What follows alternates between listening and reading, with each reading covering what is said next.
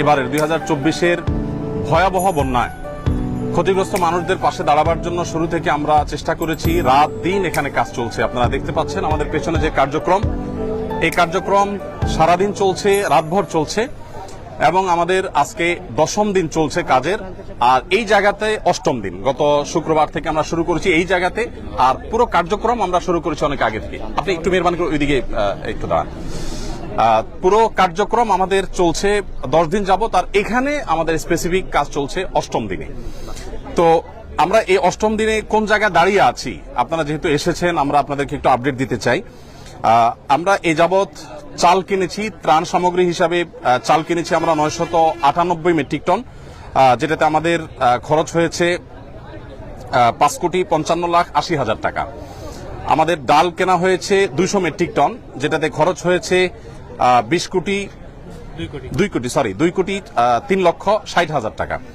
আমাদের লবণ কেনা হয়েছে 112 তেল কেনা হয়েছে 200 মেট্রিক টন, সেটাতে খরচ হয়েছে 3,15,40,000 টাকা। আর লবণ কেনা হয়েছে 112.50 মেট্রিক টন, যেটাতে খরচ হয়েছে আমাদের 38,30,000 টাকা।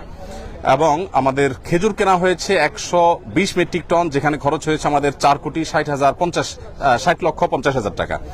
আর সুগার অর্থাৎ চিনি কেনা হয়েছে 20 টন, সেখানে খরচ হয়েছে আমাদের 23,91,200 টাকা।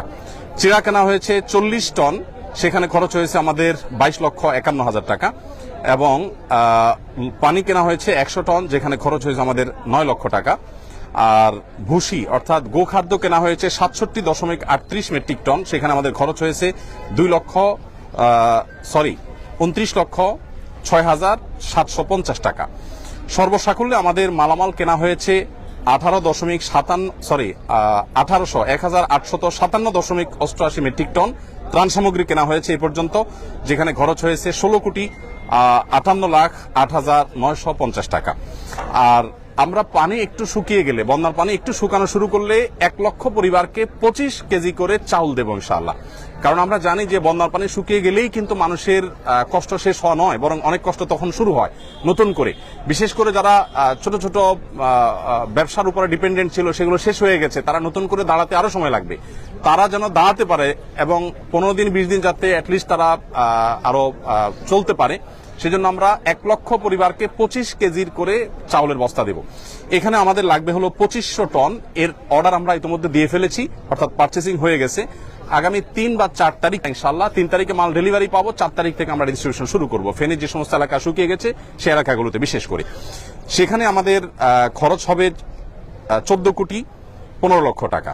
সর্বসাকুল্যে আমাদের মোট মালামাল যেটা এই পর্যন্ত আমরা কিনেছি, যার কিছু প্রস্তুত হয়ে বিতরণ হয়ে গেছে, কিছু প্রস্তুত হচ্ছে, আর কিছু ডেলিভারির অপেক্ষা আছে, সব মিলিয়ে দাঁড়াচ্ছে হলো 4,357.88 মেট্রিক টন।